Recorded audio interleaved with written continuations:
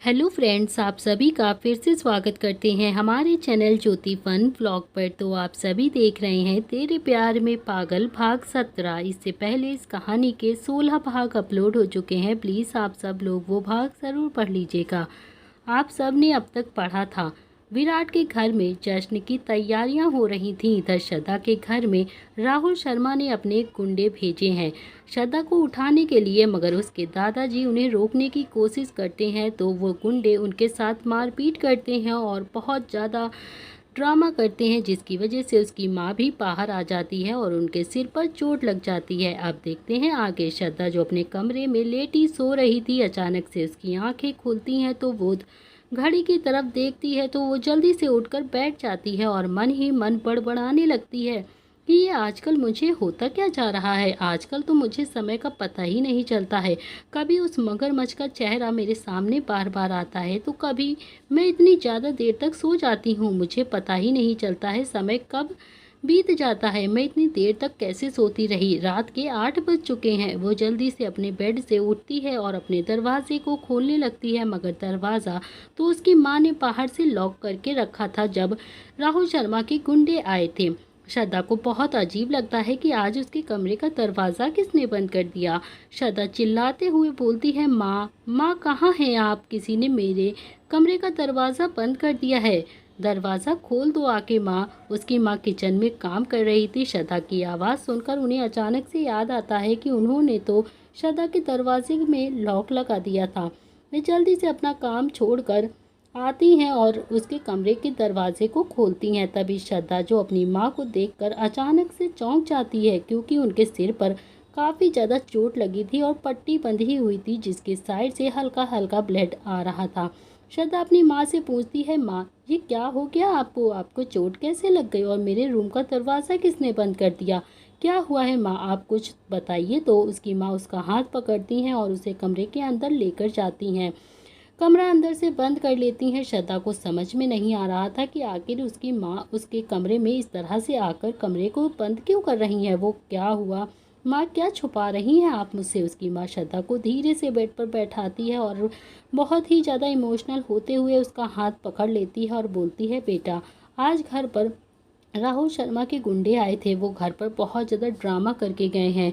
उन्होंने ही ये मेरे सिर पर चोट लगाई है और वे हमें धमकी भी देकर गए हैं कि तुझे राहुल शर्मा के साथ शादी करनी पड़ेगी। अगर तूने उससे शादी नहीं करी तो वो ज़बरदस्ती तुझे उठा ले जाएगा। श्रद्धा गुस्से के मारे बेड से उठकर खड़ी हो जाती है और बोलती है, माँ आपने मुझे बताया क्यों नहीं? उस राहुल शर्मा को तो मैं छोड़ूंगी नहीं, उसकी तो मैं जान ही ले लूँगी। उसकी हिम्मत कैसे हुई आपके साथ ऐसे बदतमीज़ी करने की?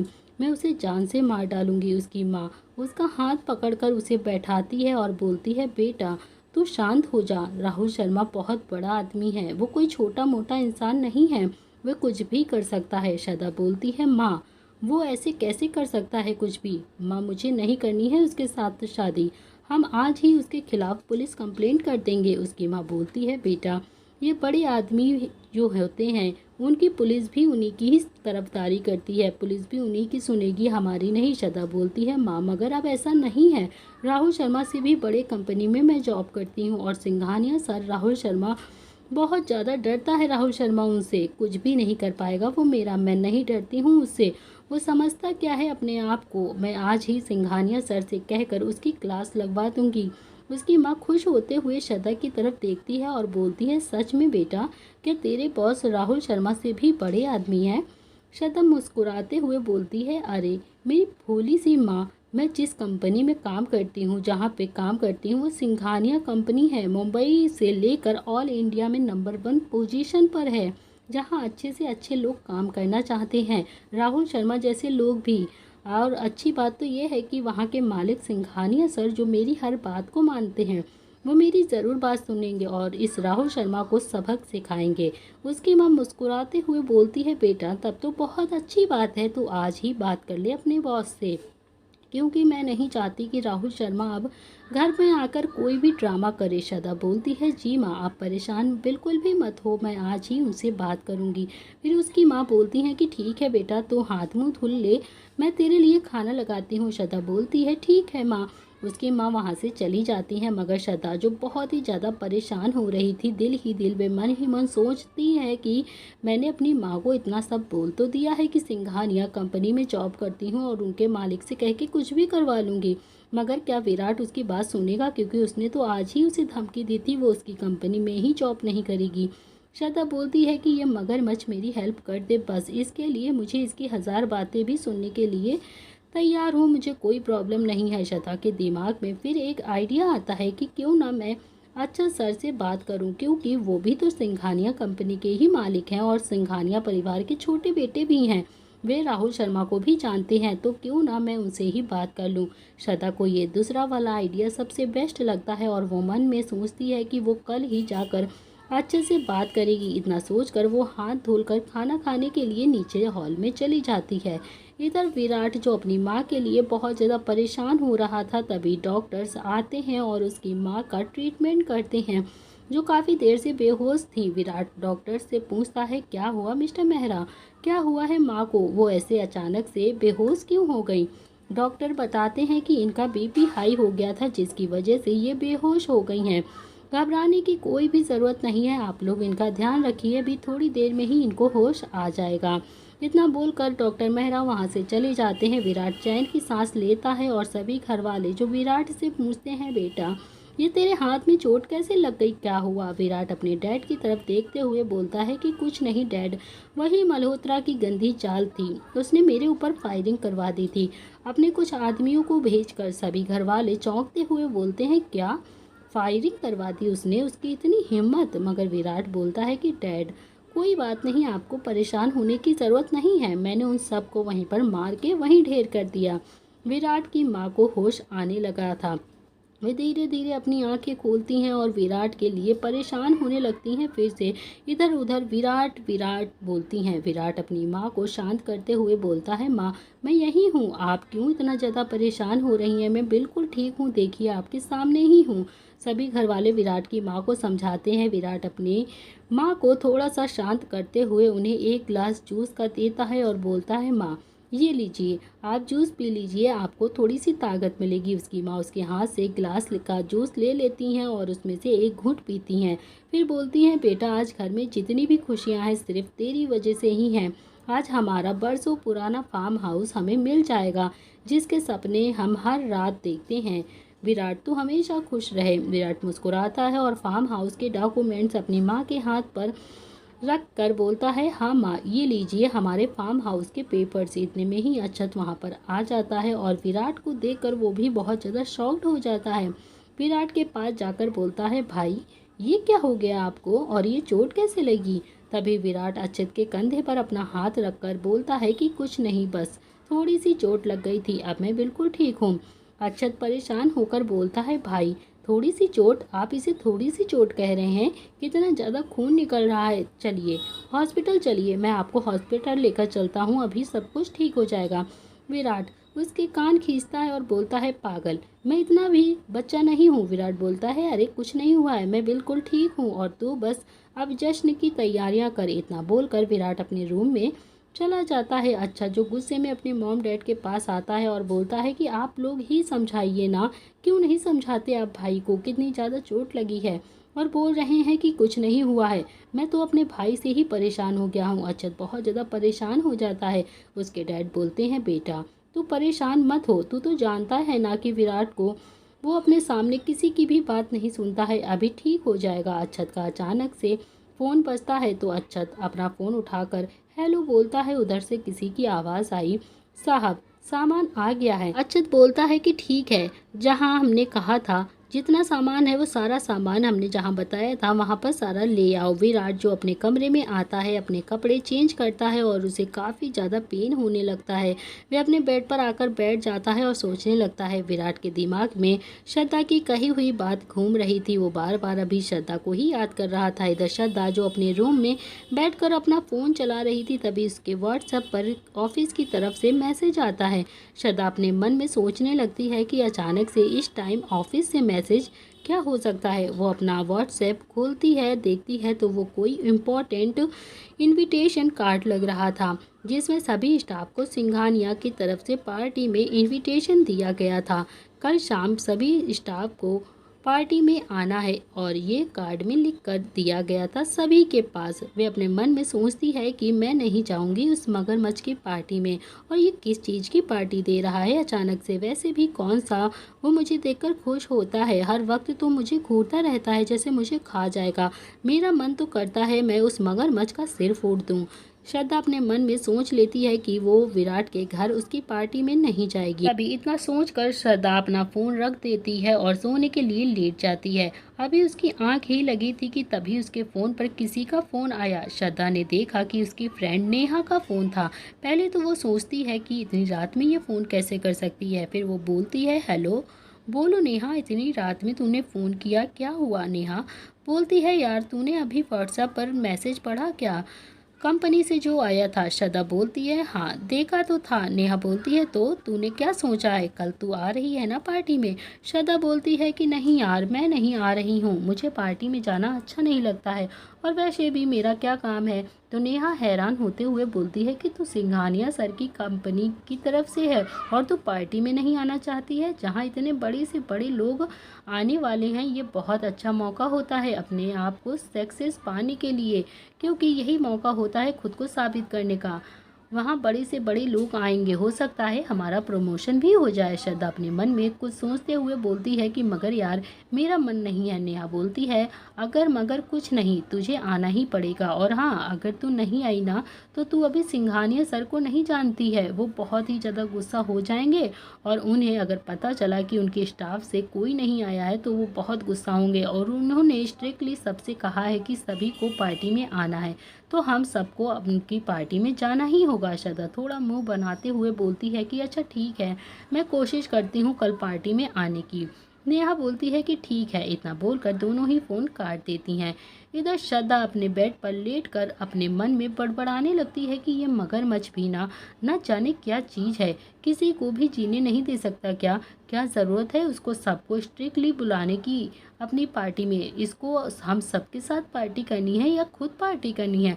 श्रद्धा सोचने लगती है कि इतनी बड़ी पार्टी में जाने के लिए उसके पास तो कोई भी ढंग के कपड़े भी नहीं हैं, वहाँ इतने बड़े बड़े लोग आएंगे, वो क्या पहनेगी।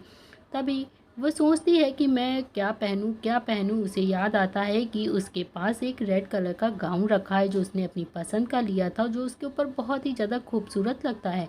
वे सोचती है कि वो वही गाउन पहन लेगी। श्रद्धा पार्टी में जाने के लिए तैयारी करने लगती है। इधर विराट जो अपने लैपटॉप में कुछ काम कर रहा था, विराट अपना फ़ोन उठाता है और उस पर कुछ टाइप करने लगता है। विराट जो मन ही मन सोच रहा था कि क्यों ना वो इस जश्न पर श्रद्धा को अपने दिल की बात बोले, उसे प्रपोज कर दे, क्योंकि अब उसे श्रद्धा से प्यार हो गया था। उसे इस चीज़ का एहसास भी हो गया था क्योंकि विराट के लिए ये जश्न उसकी लाइफ की सबसे बड़ी कामयाबी थी, इसीलिए वह श्रद्धा को प्रपोज करना चाहता था। इधर श्रद्धा जो अपनी तैयारी में लगी थी, उसके फ़ोन पर किसी के मैसेज के आने की टोन बजी। उसने अपने फ़ोन को देखा तो वो मैसेज विराट का था। श्रद्धा की आंखें जैसे बड़ी सी बड़ी हो जाती हैं और उसका मुंह खुल जाता है। वे अपने मन ही मन बुदबुदाते हुए बोलती है कि कहीं उस मगरमच्छ को पता तो नहीं चल गया कि मैंने अपना इरादा बदल दिया है और मैं उसकी कंपनी में फिर से जॉब करने के लिए तैयार हूँ। श्रद्धा बड़बड़ाते हुए बोलती है कि नहीं नहीं, ऐसा नहीं हो सकता। उस मगरमच्छ को अभी मैं कुछ भी नहीं बताने वाली, क्योंकि अगर मैंने उसे अभी बोल दिया ना कि मैं उसकी कंपनी में काम करूँगी तो वो मेरा बहुत ज़्यादा मजाक बनाएगा और मुझे और भी ज़्यादा परेशान करने लगेगा। उसे लगेगा कि शायद मुझे कहीं और जॉब नहीं मिली और वो जीत गया, मैं हार गई। उसके भाव और भी ज़्यादा बढ़ जाएंगे। तभी वे सोचती है कि मैं इसका मैसेज देखूंगी भी नहीं और ना ही रिप्लाई करूंगी, मगर श्रद्धा से भी रहा नहीं जाता है। फिर वो बोलती है कि अच्छा ठीक है, देख लेती हूँ आखिर उस मगरमच्छ ने क्या भेजा है। वो जल्दी से विराट के मैसेज को खोलकर पढ़ती है जिसमें लिखा था, मेरी जान तुम घर पहुँच तो गई हो ना, और पार्टी में आना याद है ना तुम्हें। श्रद्धा को काफ़ी ज़्यादा गुस्सा आ जाता है विराट के इस मैसेज को पढ़ के। वो सोचती है कि आखिर ये मगरमच्छ पागल हो गया है क्या। वह गुस्से में सोचती है कि वो विराट को बहुत सारी गालियां लिखकर भेज दे, मगर वो अपने गुस्से को कंट्रोल करती है और बोलती है कि नहीं नहीं, अभी मैं ऐसा नहीं कर सकती हूँ, क्योंकि अगर मैंने ऐसा किया ना तो ये मगरमच्छ मेरी बिल्कुल भी मदद नहीं करेगा राहुल शर्मा से मेरा पीछा छुड़वाने में।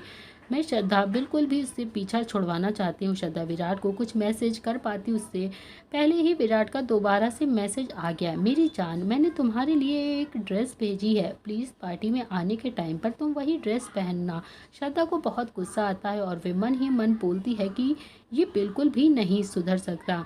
मैं इस मगरमच्छ की दी हुई ड्रेस तो कभी भी नहीं पहनकर जाऊंगी पार्टी में। वो जल्दी से मैसेज में टाइप करती है, मैं आपकी कोई भी ड्रेस नहीं पहनने वाली हूँ और ना ही मैं आपके वहाँ पार्टी में आने वाली हूँ, समझे मिस्टर सिंघानिया, और मेरे पास मैसेज मत करिए। श्रद्धा से थोड़ा सा गुस्सा हो जाता है विराट और गुस्सा होते हुए बोलता है, लगता है तुम्हें मेरी प्यार की कही हुई बात समझ में नहीं आती है, मुझे खुद तुम्हें लेने आना पड़ेगा। तुम यही चाहती हो ना मेरी जान। श्रद्धा का मुंह हैरानी से खुल जाता है और वे सोचती है कहीं ये मगरमच्छ सच में मेरे घर ना आ जाए। कहीं अगर ये आ गया तो दादाजी तो मेरी बैंड बजा देंगे। विराट हंसने वाली इमोजीज बहुत सारी भेजता है श्रद्धा के पास। श्रद्धा को और भी ज़्यादा गुस्सा आ जाती है ये इमोजीज देखकर और वे सोचती है कि अब वो क्या करें।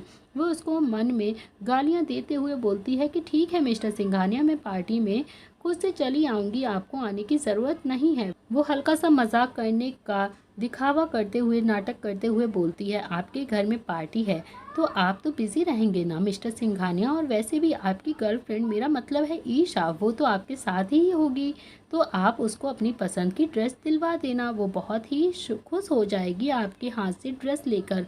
आप उसको ही वो ड्रेस दे दीजिएगा जो मेरे लिए भेजने वाले हैं। मेरे पास तो बहुत सारे कपड़े हैं, मैं कुछ भी पहनकर आ जाऊंगी। वैसे भी आप सब लोग बड़े बड़े लोग हैं तो आप लोगों के लिए कपड़े मायने रखते हैं, हम जैसे छोटे लोगों के नहीं। ईशा का नाम सुनते ही उसको थोड़ा सा गुस्सा आने लगा था। विराट श्रद्धा से बात कर ही रहा था, तभी अचानक से विराट के कमरे में अक्षत उसके कमरे में आ जाता है और ज़बरदस्ती विराट का फ़ोन बंद करके रख देता है। विराट को काफ़ी ज़्यादा गुस्सा आ रहा था। अक्षत बोलता है, भाई घर में इतने सारे काम हैं और इतने सारे लोग आने वाले हैं, मगर आप यहाँ बैठकर आराम से मोबाइल चला रहे हैं, कभी तो अपनी जिम्मेदारियाँ उठा लिया करिए।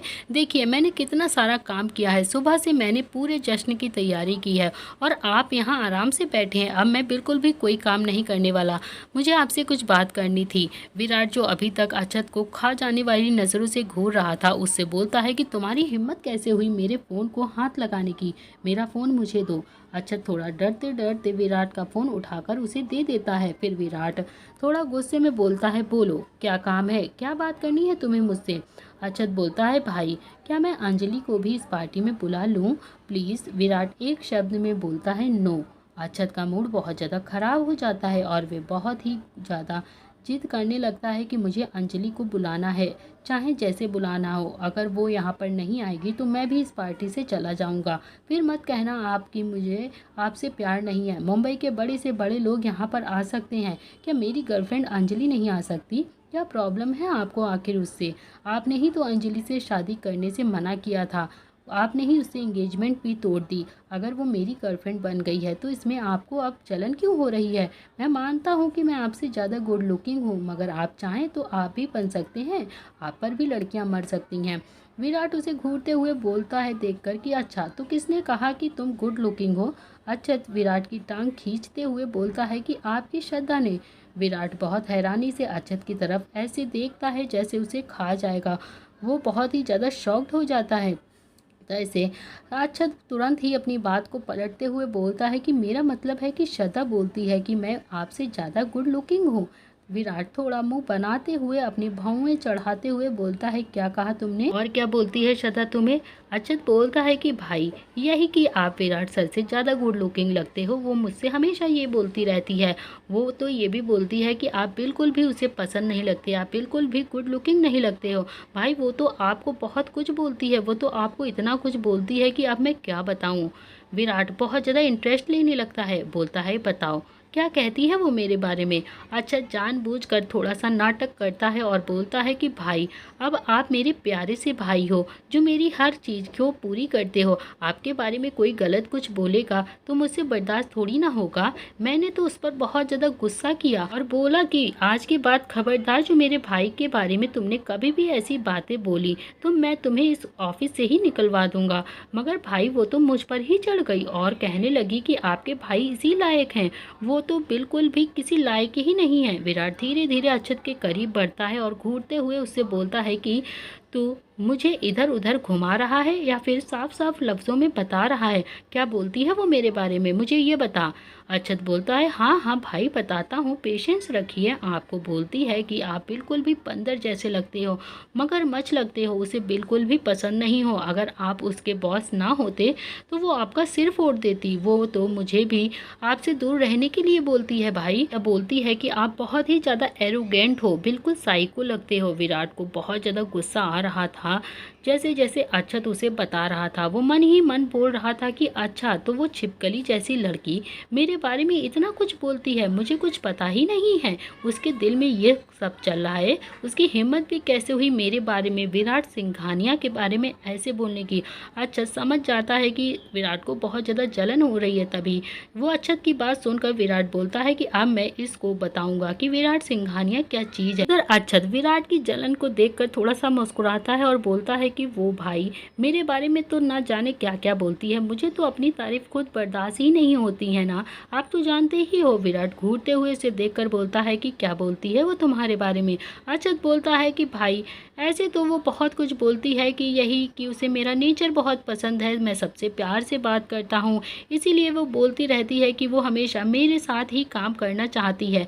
वो ये भी कहती है कि काश आप मेरी तरह होते, मेरे जैसा नेचर आपका भी होता, वह आपकी ऑफिस में भी नहीं जाना चाहती। मुझे बोलती है कि मैं गुड लुकिंग हूँ और मैं उसे अच्छा लगता हूँ। विराट को अपने हाथ की मुट्ठी बांधते हुए गुस्से में बोलता है घूरते हुए कि तुम अपनी अंजलि को नहीं बुला सकते हो, जा सकते हो यहाँ पर। अच्छा समझ जाता है कि विराट थोड़ा ज़्यादा गुस्से में आ गया है। तभी वे उसके पैरों में गिरते हुए बोलता है कि अच्छा अच्छा सॉरी भाई, मैं तो आपके साथ मजाक कर रहा था, मैं कौन सा श्रद्धा से बातचीत करने जा रहा हूँ, मुझे तो वो खुद नहीं पसंद, प्लीज़ बुला लेने दीजिए ना अंजलि को। विराट को सोचते हुए विराट थोड़ा सा घूरते हुए अक्षत को बोलता है उसके करीब आकर कि ठीक है, तेरे नखरे कुछ ज़्यादा ही नहीं बढ़ गए हैं आजकल, तू अंजलि को बुला सकता है और हाँ इस पार्टी में तू ईशा को भी बुला लेना। अक्षत बड़ा ज़्यादा हैरानी हो से विराट की तरफ देखता हुआ बोलता है कि क्या कहा भाई आपने, ईशा? तो विराट अक्षत को घूरते हुए देखकर बोलता है कि हाँ लगता है तुम्हें सुनाई नहीं दिया क्या, अंजलि को भी मत बुलाना, मगर उन दोनों को ये बता देना कि जश्न में कोई भी ड्रामा नहीं चाहिए मुझे। अक्षत बोलता है हाँ भाई आप बिल्कुल भी परेशान मत हो, ऐसा कुछ भी नहीं होगा। अक्षत बहुत ज़्यादा खुश हो जाता है। फिर वे विराट के गले लगकर बोलता है थैंक यू सो मच मेरे प्यारे से भाई, अब मैं चलता हूँ, मैं अभी जाकर अंजलि से ये बात बता कर आता हूँ। वो वहाँ से चला जाता है। विराट के दिल में अभी अभी जो अक्षत ने कहा वो सारी बातें चल रही थी। वे अपने कमरे में लगे बड़े से मिरर के सामने जाता है और खुद को निहारने लगता है। खुद को ऐसे देख रहा था जैसे वो पहली बार खुद को देख रहा हो। वो मिरर के बेहद ही करीब जाकर खुद को देखता है और बोलता है कि मैं गुड लुकिंग नहीं हूँ, मैं उसे बंदर जैसा लगता हूँ। वो अपनी कमियों को ढूंढने लगता है। विराट को थोड़ा थोड़ा गुस्सा भी आ रहा था और उसे जलन महसूस हो रही थी जब अक्षत उसे बता रहा था कि श्रद्धा उसे गुड लुकिंग बोलती है और उसके जैसा विराट को भी बनने के लिए सोचती है, उसका नेचर उसे पसंद है। विराट गुस्से में बड़बड़ाते हुए बोलता है कि आखिर उस लड़की को मेरे अंदर की खूबियाँ पसंद क्यों नहीं आती, मैं इतना ज़्यादा हैंडसम हूँ जो लाखों लड़कियाँ मुझसे बात करने के लिए तरसती हैं और वो मुझे बंदर बोल रही है, मुझे क्यों नहीं पसंद करती, वो मुझसे क्यों नहीं प्यार से बात करती, सबसे तो प्यार से बात करती है। वो मन ही मन सोचता है कि पार्टी में उसको आने दो, उसके दिल की बात तो मैं जानकर ही रहूँगा। तो दोस्तों इसी के साथ इस कहानी का यह अध्याय यहाँ पर समाप्त कर रहे हैं। अगर आप जानना चाहते हैं कि इस कहानी में अब आगे क्या होने वाला है तो आपको देखना पड़ेगा इस कहानी का अगला भाग। दोस्तों कहानी को लॉन्ग करने की हम बहुत कोशिश कर रहे हैं, जल्द ही हम लॉन्ग पार्ट डालेंगे आप लोगों की रिक्वेस्ट पर। प्लीज़ आप सब लोग सपोर्ट करते रहिए और जो भी मोमेंट आपको इस कहानी का पसंद आया हो वो कमेंट में ज़रूर लिख कर बताइएगा। तो आज के लिए इतना ही, मिलते हैं इस कहानी के अगले भाग में। Thank you friends, please please please support करते रहिए चैनल को।